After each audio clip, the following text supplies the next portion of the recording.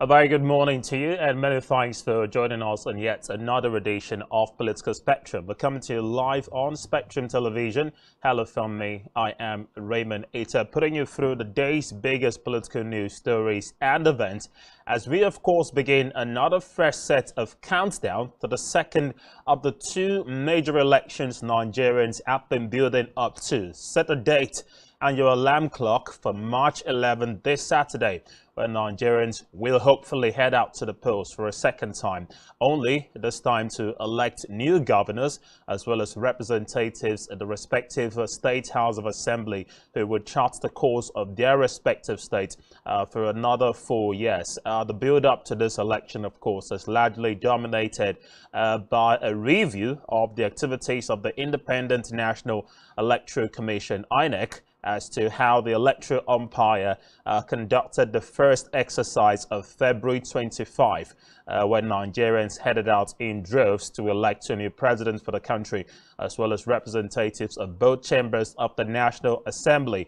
It was an election that was largely marred by irregularities and legislation of the exercise on the part of INEC, which of course to the declaration of Bola Ahmed Tinubu of the All Progressives Congress as president-elect of the country following that election. While we know, of course, that the other top gladiators in the race have said they will challenge the outcome of that polls in court, it's raised a question about the trust level that Nigerians now have in the electoral system and whether it would spur Nigerians enough to come out again to cast their votes come March 11. The responses from most Nigerians across the country has been one riddled with disappointment, with many claiming they've lost faith in the entire process and do not see the need to come out to vote, especially when they feel or know that their votes would likely not count. So all of these issues rolled into one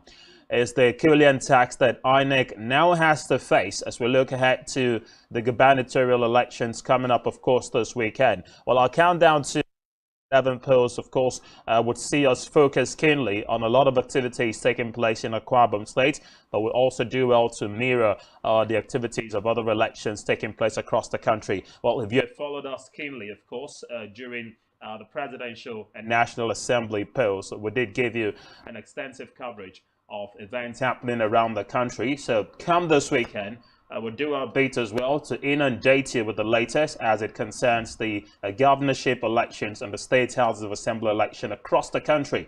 But our attention will be largely fixated on what happens here in Akwa Ibom State, with the top gladiators gearing up for the seat, beginning from the ruling People's Democratic Party. We'll have Pastor Moina, a former commissioner for lands and water resources, as their candidate. The YPP, that's the Young Progressives Party, equally have Senator Bassey Albert as its candidate. Obon Kanimo Dofia will be flying the flag of the All Progressives Congress, hopefully. She'll escape through a pending Supreme Court ruling that information says is likely to happen in the lead up to the polls to represent the APC at the elections. Other parties and their flags at the polls includes the NMPP, the ADC, as well as several others. And we'll also likely look at the contest as it concerns the State House of Assemblies, because this is a direct representation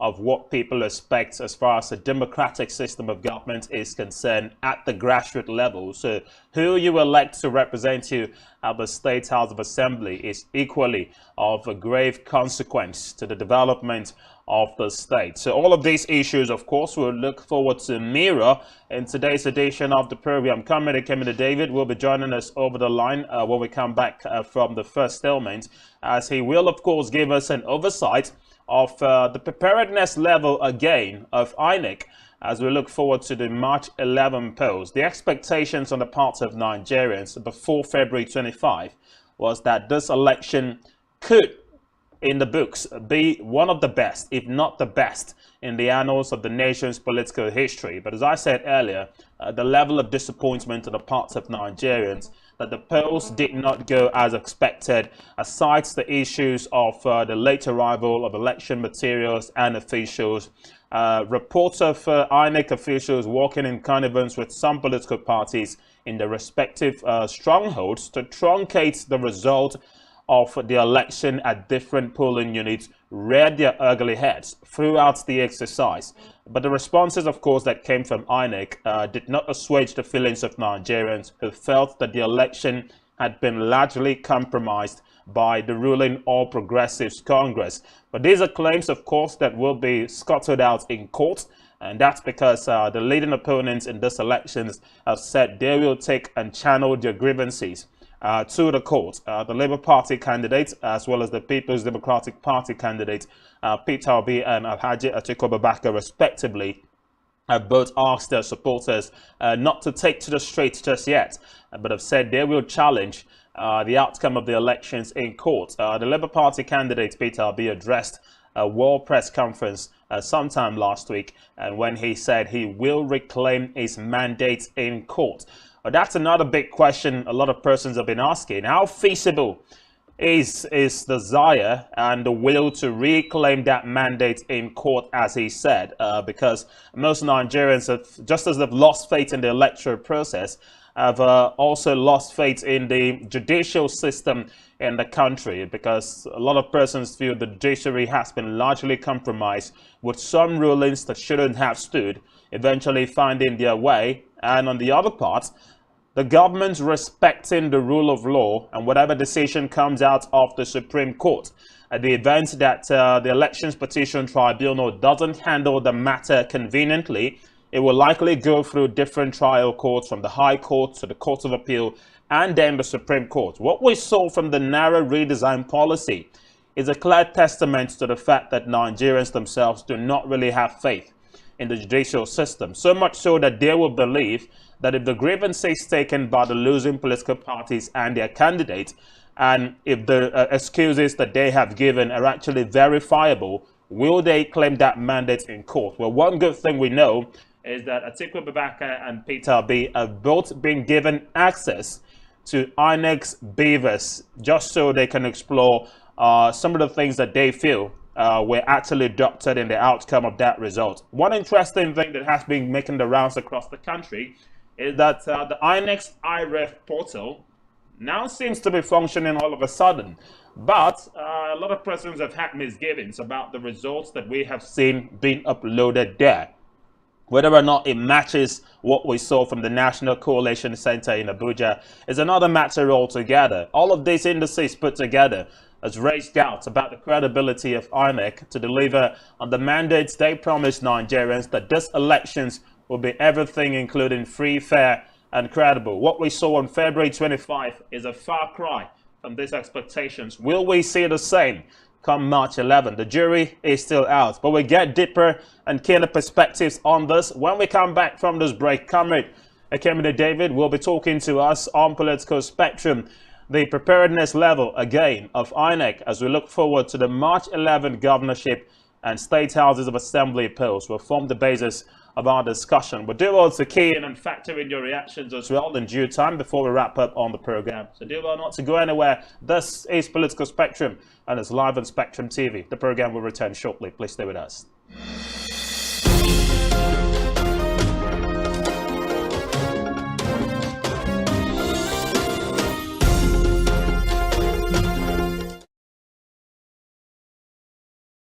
Nigerian police, which is the only one allowed by Muslim. Our governors have to share police powers with the president as stipulated by the constitution. We do not have a federal government police force. We have the Nigeria police force, which shall be administered, organized and supervised by the Nigerian police force. No, my lord, I want to say something. I want to say something here. Perhaps it might also enlarge the scope of people who should be invited here for examination. My lord, if we cannot find those who literally murdered Abiola, who are those people who could be said to be the beneficiaries of the death of Abiola? Rogers has linked you with some of the killings he did? He never did. he linked you with the attempted murder of Hebrew. He did not. My lord, the matters counsel is leading the evidence in our matters. Is this an adversary proceeding? It's not, my lord, but we can't be talking about cases which are in court. Is this an adversary proceeding? It's not, my lord. These cases are in court, my lord. I'm just reminding you, your lordship. My lord, sorry, my lord, I think I'll be in cross-examination. Legally Speaking, a program that deals with legal issues and questions we face as citizens of this amazing country, Nigeria. Legally Speaking. Join us every Friday from 5 p.m. to 6 p.m. for Legally Speaking. One truth not often told is about the transformation that Africa has undergone in recent decades. Africa is shaping its own destiny and should be referred to as the African opportunity.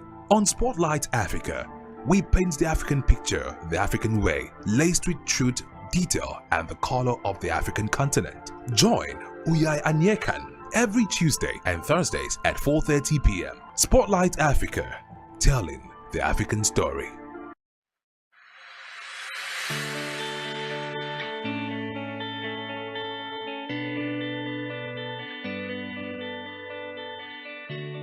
Every day, we bring you up-to-date information on topical issues affecting the common Nigerian, from issues on politics, Hello, Nigeria. I remain committed. security,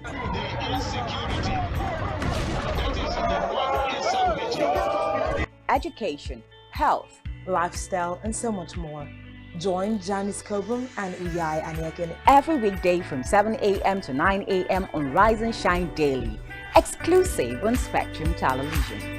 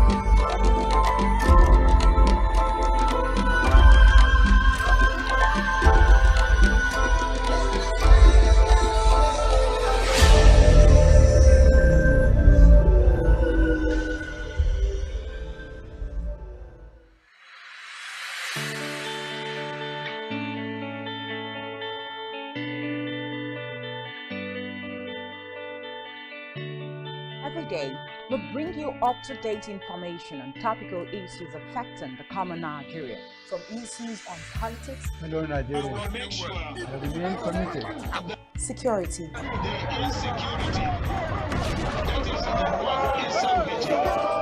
education, health, lifestyle, and so much more. Join Janice Kobum and Uyai Anyeken every weekday from 7 a.m. to 9 a.m. on Rise and Shine Daily, exclusive on Spectrum Television.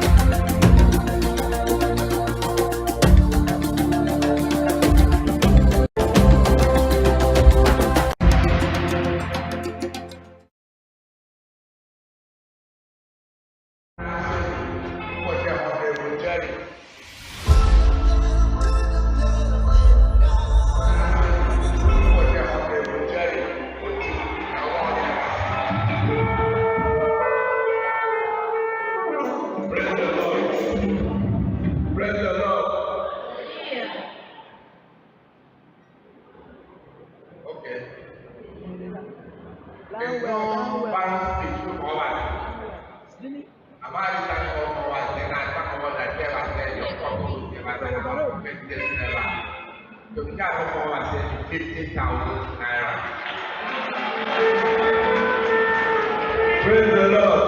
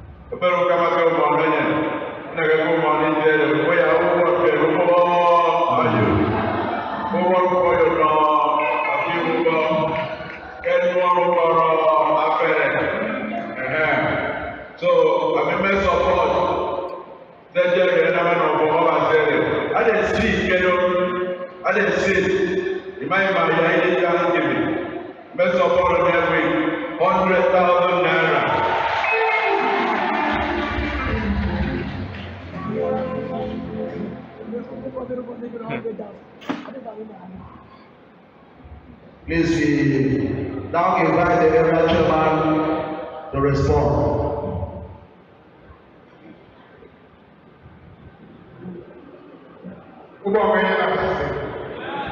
One fool, one shepherd.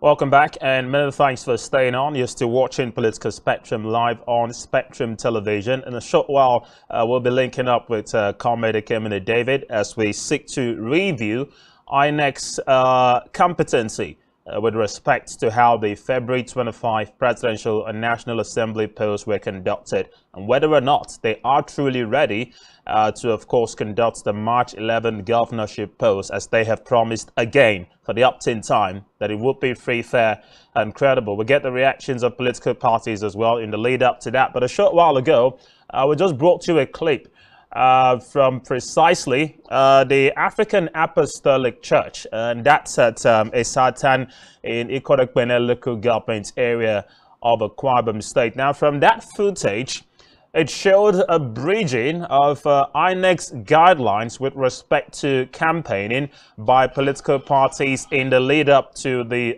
general elections. One of the standing rules of the electoral umpire is that political parties should guard against taking campaigns towards churches, or at churches rather, but we've seen most of these parties breach some of those rules. We'll give you that clip again in a short while, just so you verify the activities and the cohorts who were involved in this pretty sad development. It's just left to be seen, of course, what the electoral umpire would do by way of sanctions to the particular political party that were involved in this. And from the information we're getting, it happened, of course, as I said, at the Ikorekpene local government area, the African Apostolic Church is Satan. You could see parties campaigning right inside the church, making cash donations and promises to the church members and their elites to woo them and their supporters to vote for that party and the respective candidates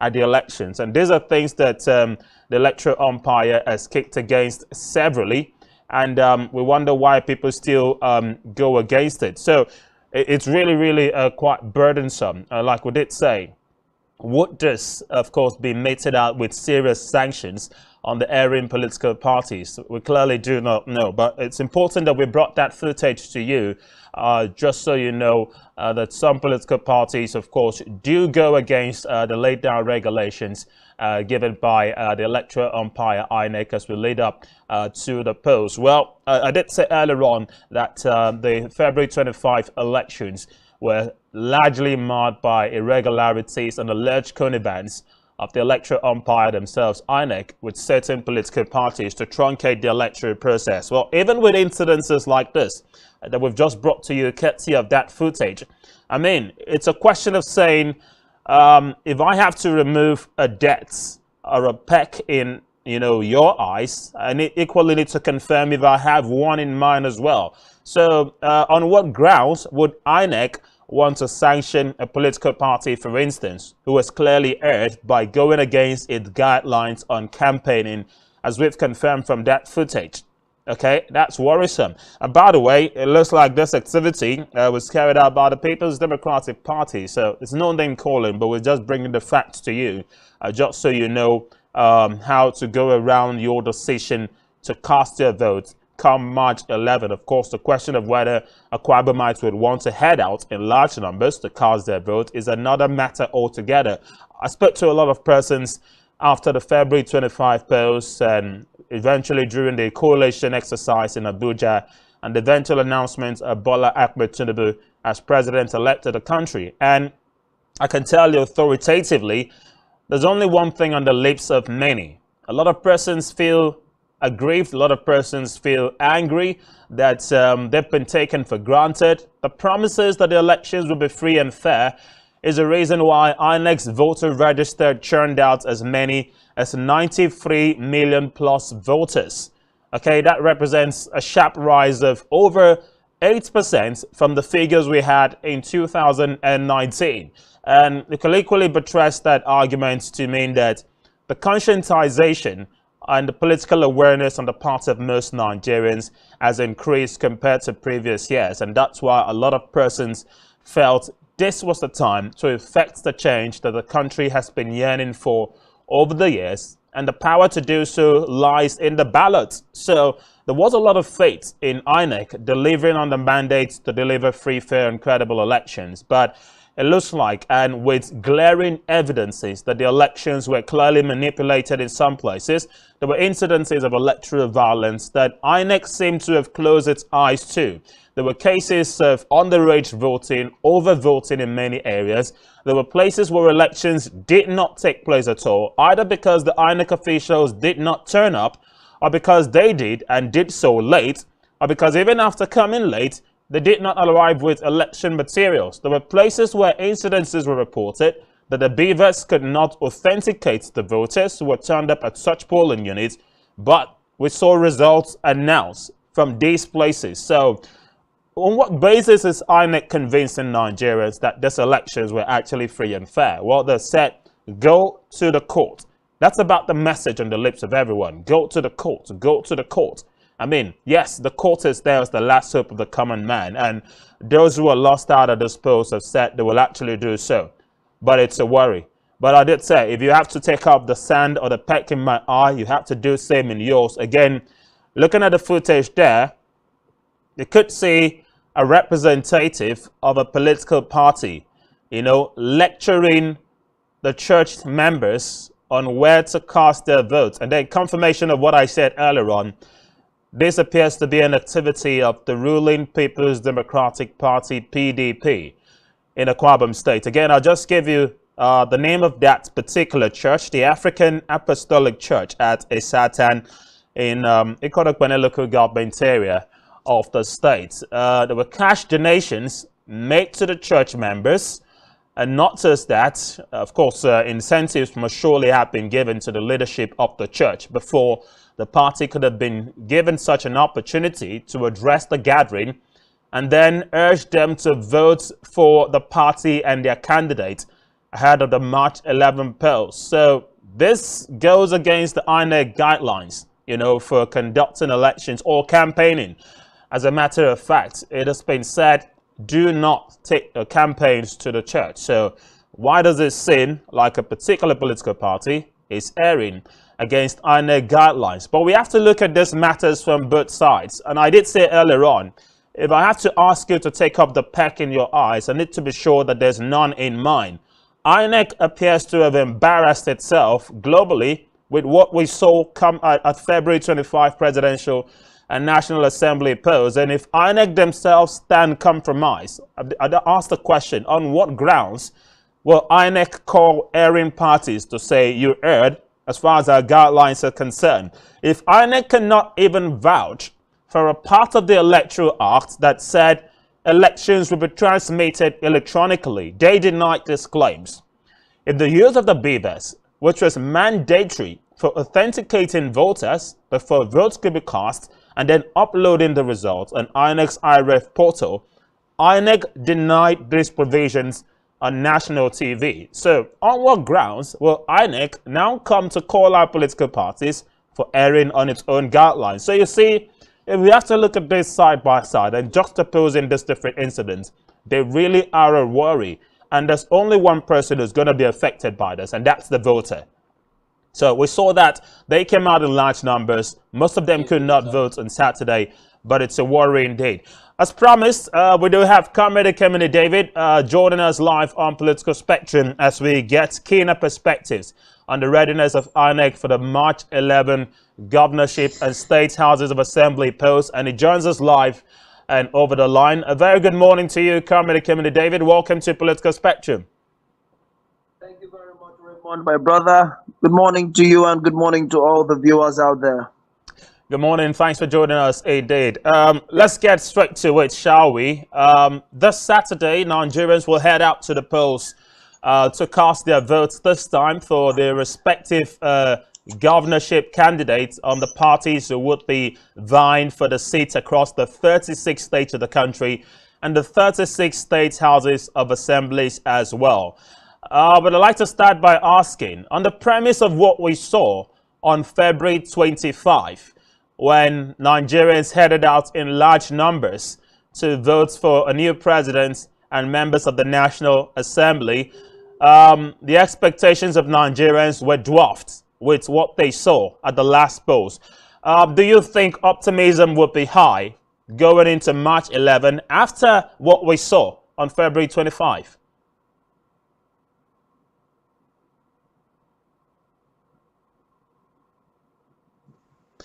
Okay, it looks like we lost Comrade Kemini David, hoping to re-establish contact with him, and we do have him back on the line. Comrade, if you can hear me, just to summarize quickly on that point, what are your expectations in terms of voter turnout this Saturday after the national embarrassment we saw on February 25? Okay, so very quickly, Ramon, my brother, let me Let me also join the very many viewers who would have been smiling to the word embarrassment. You just use at the moment to describe the February 25th national elections that took place in Nigeria. First of all, I want to say that I must commend Nigerians, especially the young Nigerians, for making a great statement for the very first time in the history of Nigeria's politicking. I am not sure. I'm not sure there's any political season, any political era that had ever witnessed the sort of massive turnout, as we experienced on the 25th of February, this year, national and presidential elections. But then you see, the Independent National Electoral Commission, as it is called, INEC, had to an extent disappointed the hope of Nigerians because we feel INEC had led Nigerians on. Okay, they made Nigerians believe that the process would be fair, would be free, and of course would be very much credible. But then, to a very good extent, we experienced a greater dimension of malpractices, and not just the malpractice, but the outright expression of insensitivity from the INEC chairman, especially at the coalition center. So Nigerians, personally, a good number of Nigerians are emotionally and psychologically, how will I put it? Threatened. A good number of them do not feel anything lesser or other than what happened on the 25th of February will happen on the 11th of March.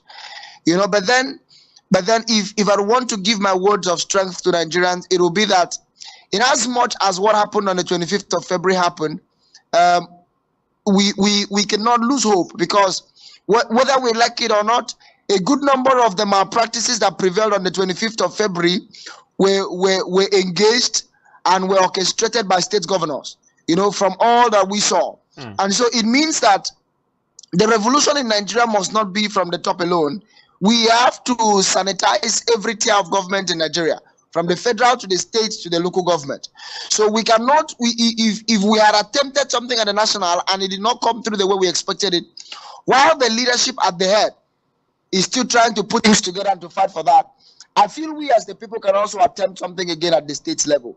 Now, on a last note, what I want to say clearly is that we witnessed the 25th February election, and we also spotted the loopholes as voters, as agents, as supporters. We saw where the malpractices prevailed from. We saw where the manipulations thrived from. We noticed that the little time we were possibly trying to rest or do one or two things, serious malpractices were going on. So for those of us who are very much willing to come out on the 11th of March to vote, the point I'm going to make very clearly is that we have noticed the loopholes in the last 25th February elections, and we will make sure that we fill up those loopholes, and we'll keep our eyes on the result sheets. We'll keep our eyes on the ballot paper. So for me, in as much as Nigerians are very much discouraged, but my 2 points are: we cannot entirely cause a revolution by just trying to change the top.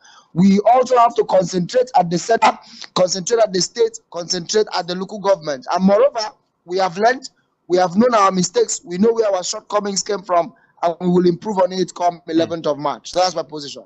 Well, you've identified a good number of loopholes with respect to the February 25 polls, and while we'll touch on the bulk of them going forward, I'd like to start with just one critical area, and that's the role of the electoral umpire in the course of this election, INEC. One of the unfortunate incidents and the biggest standoff in the course of this election was the inability or refusal, depending on which way you see it, of INEC to upload results from the polling unit on its iRef, as was initially promised before the first ballot was cast. Well, you have said that you've identified these loopholes and you would guard against them come March 11. But how feasible is that when, from what we saw on February 25, despite the calls and the pressure on INEC to upload the results on its iRef, they bluntly refused and went ahead to announce results? So what's going to happen if you find yourself in such a scenario come March 11?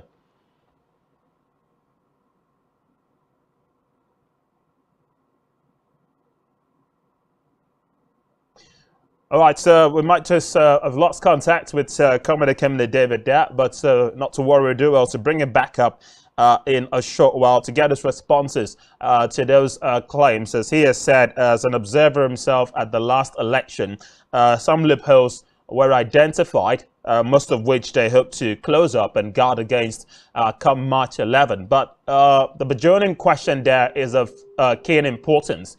When you have a scenario like that, how do you guard against it? And that's the worry on the part of most Nigerians who feel that their votes may not count at all. Well, looks like we have Commander David back. If you're back, welcome back to the program. All right. Still trying to re-establish contact with him. And don't forget, we equally gave you an opportunity to join the conversation just before we close up. So do well to gather up. We'll be getting your reactions as well. You can reach out to us, of course, on the numbers displayed on the screen. When it's time, we'll respond to all of your reactions as we prep up for the conduct of the March 11 governorship and National Assembly polls. Well, while we're expecting to reconnect with Commander David, let's just bring you up to speed with some responses from some political parties as well. The People's Democratic Party has claimed INEC is giving the country what they call a medicine after death. With INEC again coming up to assure Nigerians that it will deliver credible governorship and state houses of assembly election on March 11. We heard a lot of that from Professor Mahmood Yakubu. Even on the eve of the elections, in the final press conference he had, addressing the media on the final preparations, the T's that have been crossed, the I's that have been dotted in terms of the plans to hold the elections the next day. Nigerians were really confident that this process would be as seamless and effortless as possible. But the first big disappointment came just a few hours, the breaking of the new day, that INEC announced a postponement of elections in about 5 senatorial districts. It really was a worry. All right, it looks like we do have Commander David back on the line. Well, Commander, if you can hear me, good morning to you again. All right, we may just be having challenges connecting with him. We'll take another short breather, but when we come back, Political Spectrum will continue. Don't forget, we'll be chipping in your reactions as we also feel free to join us and let us know what you think about the credibility and the preparedness level of INEC as we build up to March 11. Will thunder strike twice on the same spot? We'll find out when we come back.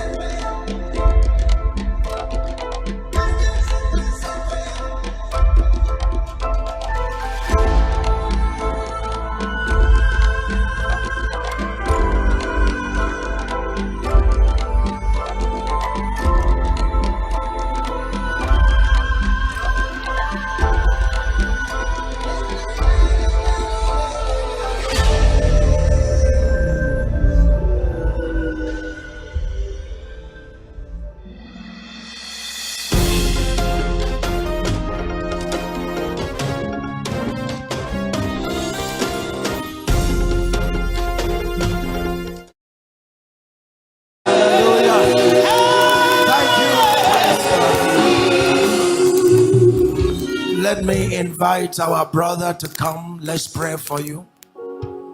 Senator Albert and his wife.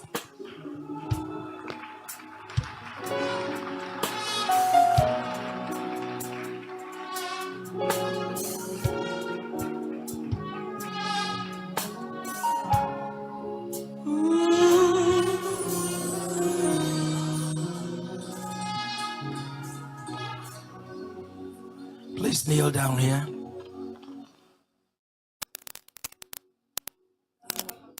Up here. Come up here.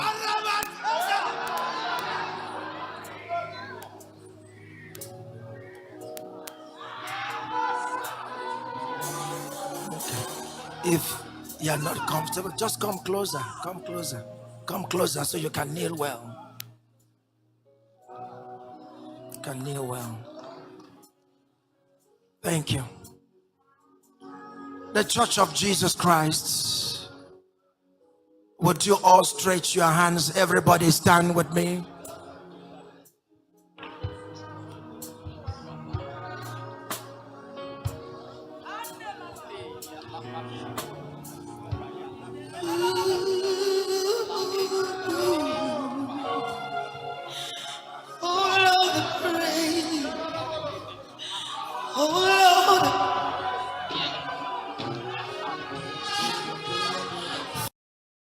I believe that the next governor should come from Itwibiono Federal Constituency.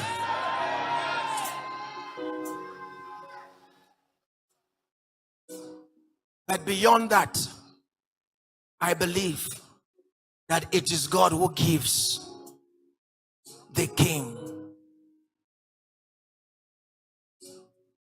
And I sit by the fullness of my office and by the help and assistance of these men and women of God. I said to you, Senator Bassey Albert Akpan, this coming Saturday, I release you to go.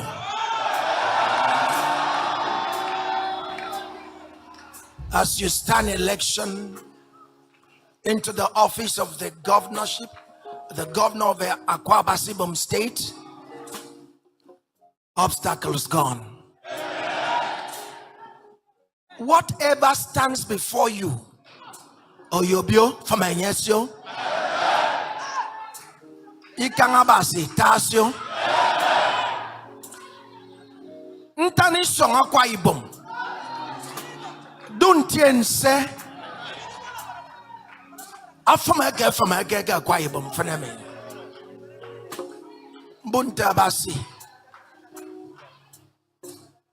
Fringen me songutom fida mi mfnemi ebo ba se de ka na afo bia ngake onyo ngosonso nam worry them ndabase.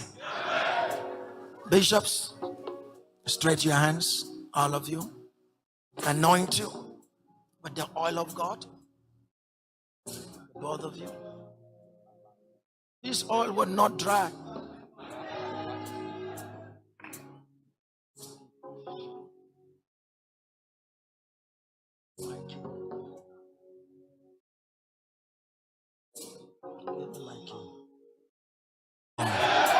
And by the authority of God, in the name of God the Father, God the Son, God the Holy Spirit, go.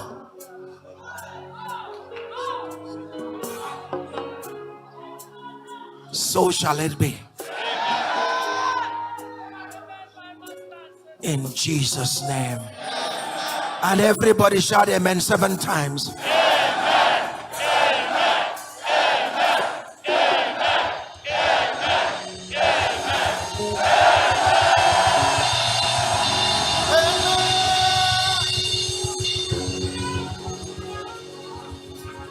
amen. Congrats.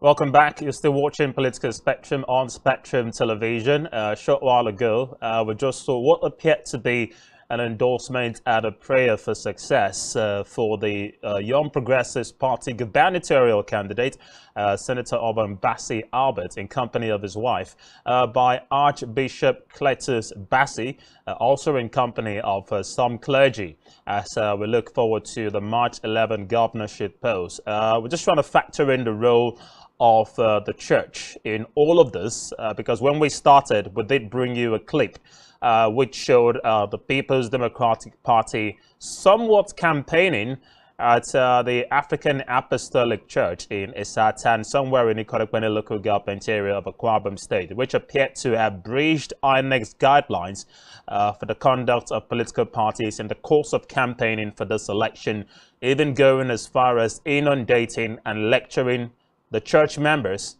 on where to vote and how to vote in full glare and display of the public. Whether or not they were well aware of the fact that their activities were covered on camera and has now been released to the public is left to be seen. But I did ask on what role or how INEC can actually deal with menaces like this, which goes against its own guiding principles, if they themselves have skeletons in their cupboards. Well, just trying to mirror what we saw from the PDP in the Kodokpene local government area and what appears to be a mild endorsement of Senator Bassey Albert by Archbishop Cletus Bassey and a prayer for him to succeed.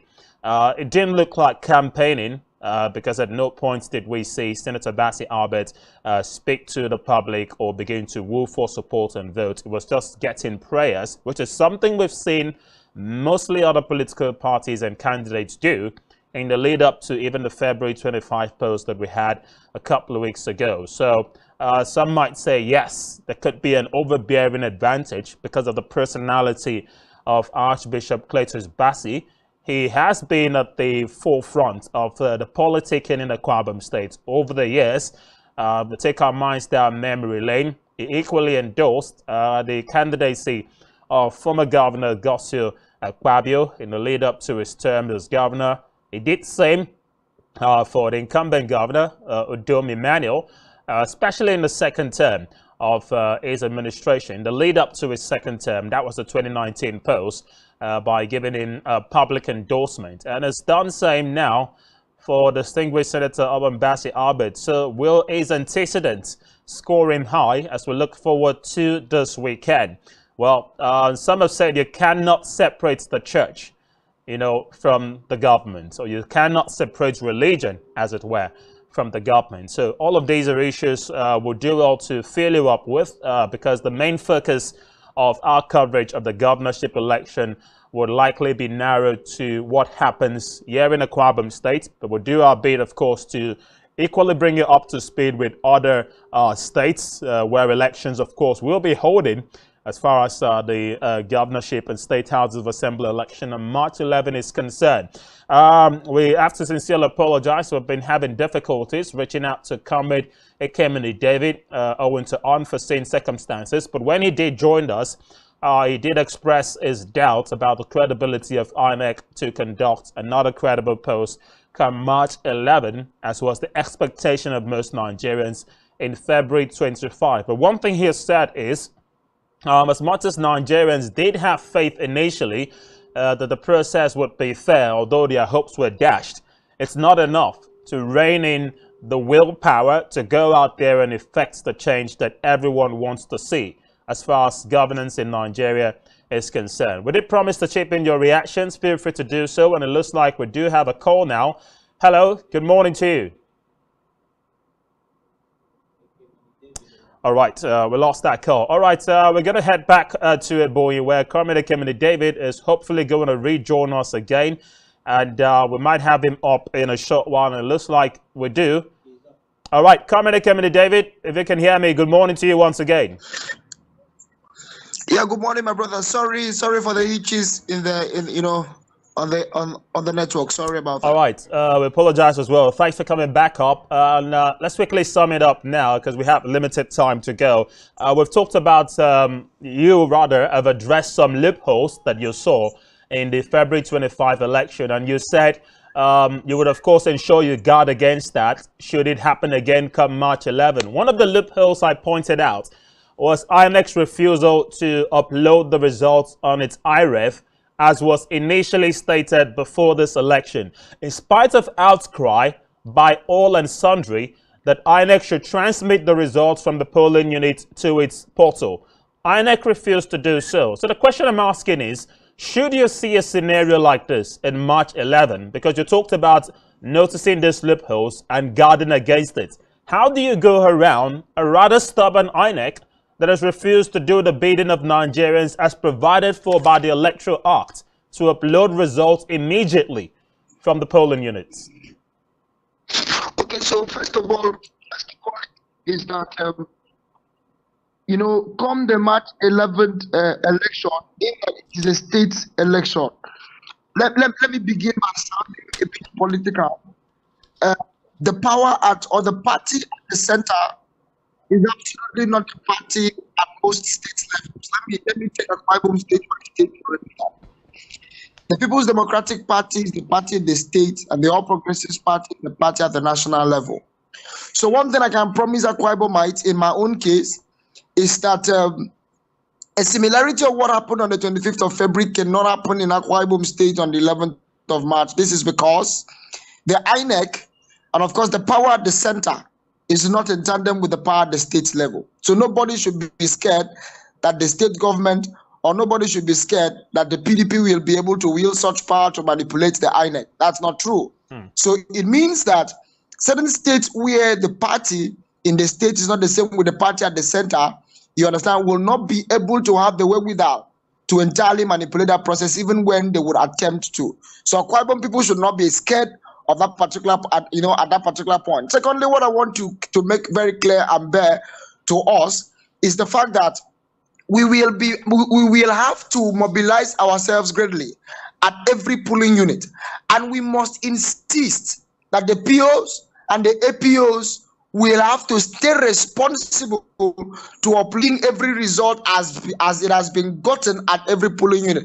Because I think one of the mistakes we did on the 25th of February was that certain persons gave excuses that they couldn't access network or there was no power on the beavers, on the beavers machine. So it gave room for, all of those manipulations.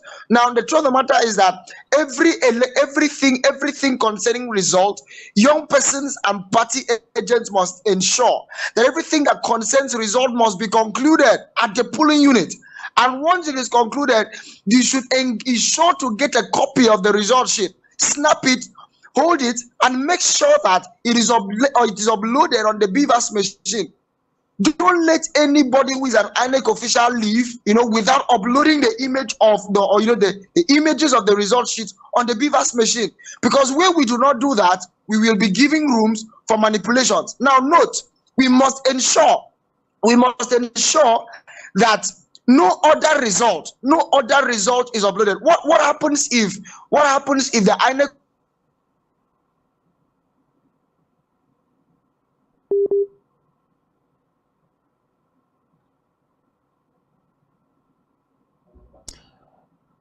All right, again, we may have lost touch with Comedy David, but just to build up on what he had said so far, there seems to be some level of confidence that the process from February 25 will be different from March 11. All right, Comrade, all right, go ahead with the point you were making.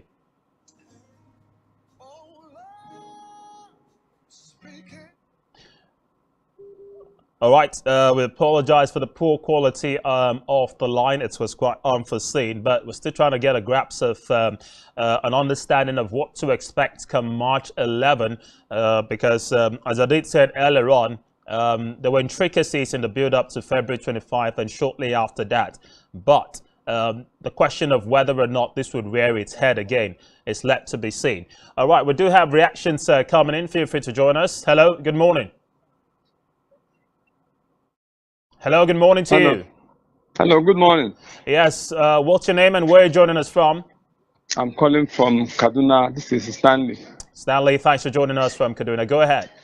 Yeah, I want to thank Nigerians for coming out massively on Saturday, 25th of February, to vote for their candidates. even not minding what INEC did. If there's a way to describe this election, it is more than destruction. INEC destroyed whatever they have built before. They destroyed them because of interest of one person. But God will forgive them. This coming 11th of March, I'm begging Nigerians. They did what they did so that we will not come out on 11th of March. But I'm begging Nigerians, let us come out en masse as we did on the 25th. Let us even more come more than the 25th, so that we can do this very thing on our own. You cannot not imagine the chairman of APC lose his state, the president lose his state, the president candidate lose his state, the almighty Erufai lose his state. From where did Tinubu get whatever he got? The issue is that they have done that and they have done that. But God is the final judge. And I know it is only because the politician doesn't have shame. That is why somebody should come out and say he's standing on people's mandate. It is not people's mandate. It's a stolen mandate. Had it been we have conscience, somebody cannot claim that this very thing that happened on Saturday. It's just a sham. And Mahmoud Yakubu has dented his image.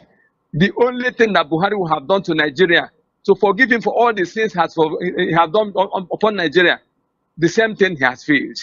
This APC government have written their names in failure.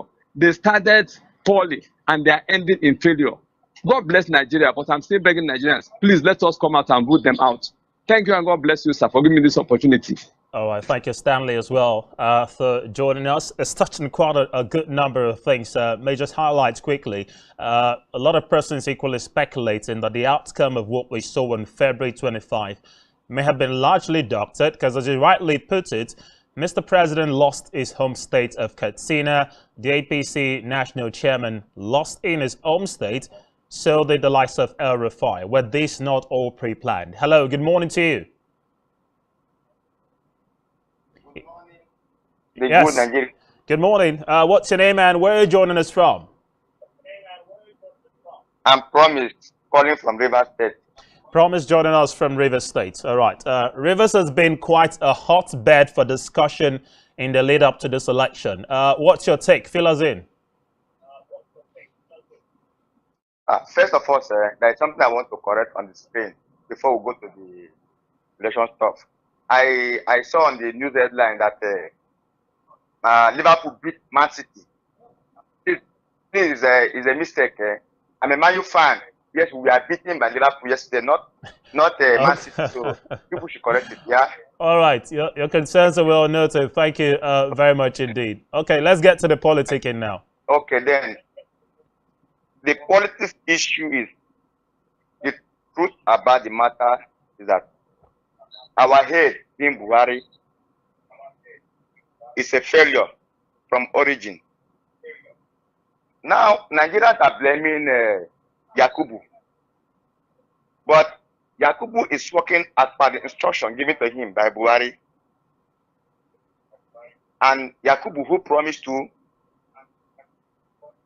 keep a good record to himself, has also joined Buhari with his bad legacy in this country.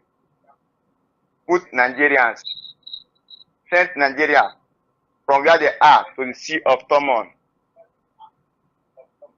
But nothing Nigerians will do. Rather, we just thank God. We just thank God and pray for the next generation, because this our generation has been tapped by the wrong persons already.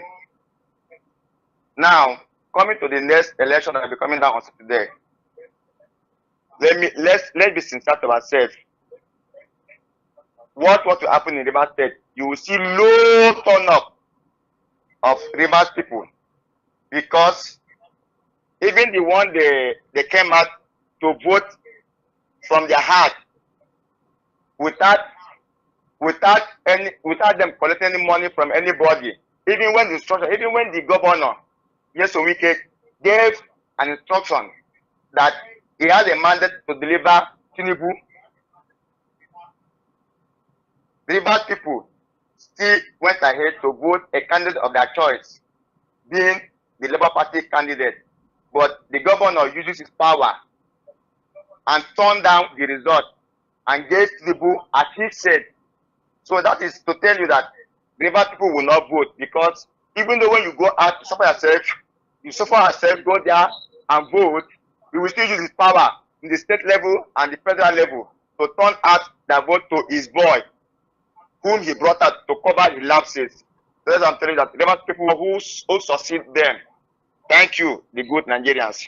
Bye. All right, thank you, Promise, for joining us. Well, we cannot speculate as to whether or not the people of Rivers State will not want to come out to vote on Saturday because the governorship elections, of course, as we know, it's much closer to the people as opposed to a national polls that we saw on February 25 when Nigerians elected presidents and representatives of the respective chambers of the National Assembly. I did say Rivers State was a hotbed at the last polls. It's left to be seen what will happen. Governor Nyesom Wike is in the eye of the storm. If you've been following us, we did inundate you on our respective bulletins that the Nigerian army issued a press release indicting Governor Nyesom Wike for a bulk of the fracas that was witnessed in the course of the February 25 elections in Rivers State. It has led to questions surrounding what would happen to Mr. Wike in the aftermath of the expiration of his tenure as Rivers State governor, whether he will not be arrested for being involved or inciting violence in the course of the elections. So a very keen eye on what happens in Rivers State would be a very, very hot matter for discussion in the build-up to the governorship elections because Mr. Wike himself seems to be in a fix. He had truncated the chances of his party, the PDP, winning the presidential post by first off refusing to side with the candidacy of Atiku Abubakar along with the so-called G5 governors. Hello and good morning to you. Hello, good morning. Yes, good morning. What's your name? Where are you joining from?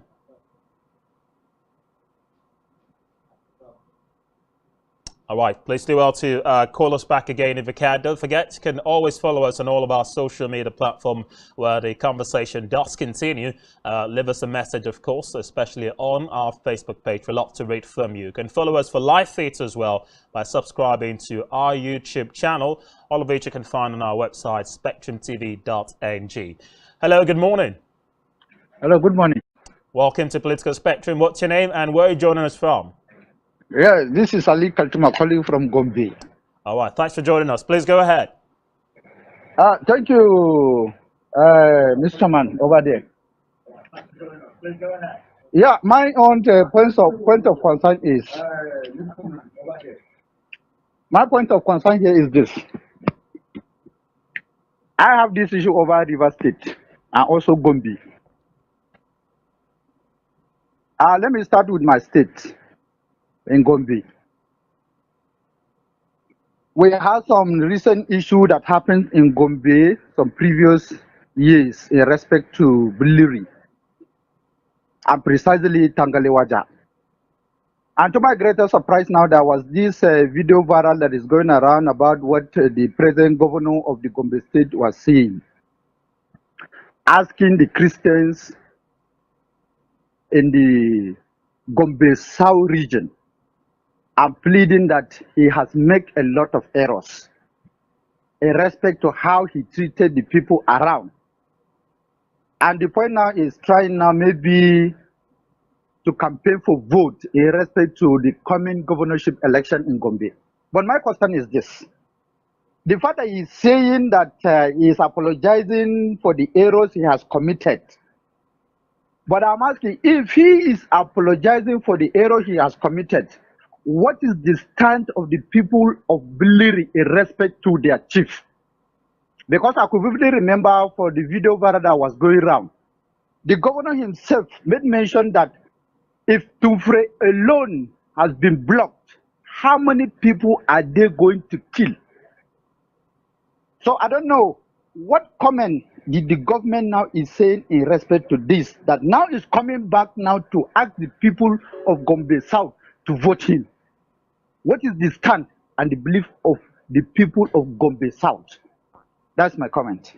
Thank you very much. Thank you very much as well for joining in. Interesting comments indeed, but you can only sum that up by saying that perhaps it's not uncommon to see the political elite, always come around every 4 years when the elections are there for the taking to come to plead with voters, especially when they have reneged on certain promises that were made, in previous years. It's not uncommon, but then that is when the power to effect or determine what changes in the outcome of the polls and governance eventually comes in, and it rests with the voters, and that's the electorate. So I like to believe that after making this appeal to the respective region you just cited in your claims, that perhaps those voters have a duty to the rest of the people of Gombe State. Will they take the governor's words to heart? Well, perhaps he's already begun implementing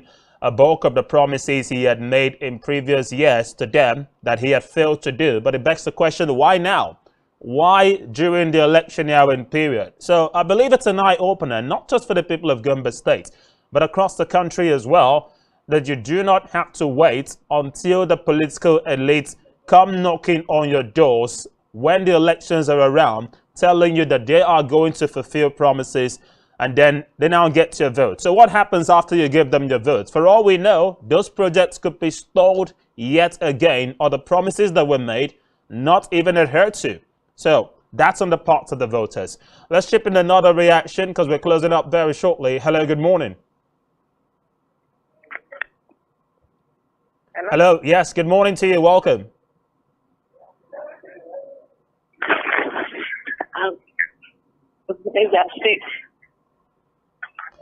All right, I'm sorry, you might have to do us a favor. Can you speak up, please? All right, feel free to reach us back again. Now, just summing up before we take in perhaps one or two more calls. There's a statement issued by the Special Assistant on Public Communications to the People's Democratic Party presidential candidate in the person of Frank Shaibu, who has described Professor Mahmoud Yakubu's comments and assurances of credible elections on March 11 as worthless and unconvincing.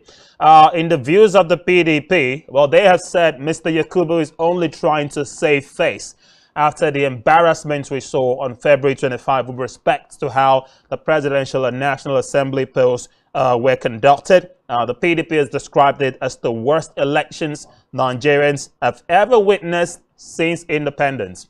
Hello, good morning. Hello, good morning to you. All right, Rich is back again. As I said, we'll chip in two more calls later, but let's finish up with the statement from the PDP with respect to the promises made by INEC that it would ensure that the March 11 polls are as free and fair as possible. And the PDP's position here is simple, that the INEC chairman is simply trying to save face. And some of the questions they've raised here is that, is INEC, of course, going to conduct another round of training for its staff who would be deployed in the use of the March 11 elections as to what we saw on February 25. INEC seemed to have fingered the fact that most of its staff were untrained. And it raised the question. A lot of money was spent on training the ad hoc staff who were, of course, to be used and deployed for the February 25 polls. So what happened where in cases it seemed like the ad hoc staff, and most of them were core members, did not even understand the operation of the beavers that were used for the conduct of that election. So what's going to happen again? We've heard reports in some states where those who were originally trained to handle the beavers had their names substituted with just 48 hours or less. So what's the elections? Meaning these were all pre-planned and programmed, and there's only one person that can take responsibility for all of this, and that's INEC themselves. Hello, good morning. Yes, good morning to you. What's your name and where are you joining us from? My name is Samuel. I'm calling from Abuja. Samuel joining us from the FCT. Go ahead with your reaction. Yes, I just want to say, in some other climes where things are properly done, Mahmoud Yakubu, he should have stepped aside. They would have asked him to step aside since he has admitted to having made some mistakes or haven't conducted a fraudulent election, because he has admitted to the fact that the election he conducted on the 25th February was fraudulent. So he has admitted his fault. He's supposed to step aside. Just to correct you, Samuel, Mr. Yakubu has not admitted to the elections on February 25 to be fraudulent. As a matter of fact, from the statement he said here, results emanating from all the states points to a free, fair, and credible process. So INEC is yet to admit that there were cases of fraudulent activities in the election. Just to correct you on that. Okay. All right. If that be the case, all right, I rest my case. All right. Thank you very much indeed. It's important that we did factor that in. Of course, we know, including the election observers, both international and local, all cited irregularities across board as far as the elections were concerned. But one thing is clear. INEC has said anyone who has grievances with the conduct of the polls should head to the court, just as Mr. President said. And the fact that INEC has refused for the upteenth time is part of the pressure to do so, to admit that there were irregularities in the polls, has left a lot of question marks about the credibility of the INEC chairman itself. And one of the prayers that the opposing parties have asked to be granted is that Mr. Yakubu rescues himself from the sole responsibility of heading the electoral umpire into the March 11 governorship and state houses of assembly posts. It doesn't look like Mr. Yakubu is keen on resigning from that position, so for all we know, he will supervise the conduct of the governorship elections and the state houses of assembly posts on March 11. Of course, the sole responsibility of collating and announcing the results according to each of the states where the votes will be cast on March 11 rests with the resident electoral commissioners of each state and not Mr. Yakubu himself. Of course, he will play a supervisory role, but he has bigger matters to contend with, as the nation's top political opponents and parties have decided to channel their grievances to a court of competent jurisdiction. Will they claim their mandates as they promised? Well, time will tell. But that's how far we can go on today's edition of Political Spectrum. Make sure you join us for a countdown to the March 11 showdown. Well, of course, our studios here on Spectrum Television will be with you every step of the way, giving you feelers as to how the governorship election, especially in the Akwa Ibom State, will be conducted, while we keep an eye on activities happening from across the country. Thank you so much for joining us. The program returns tomorrow. Join us again if you can. But from me, Raymond Ita, and the rest of the crew, thanks for watching, and bye for now.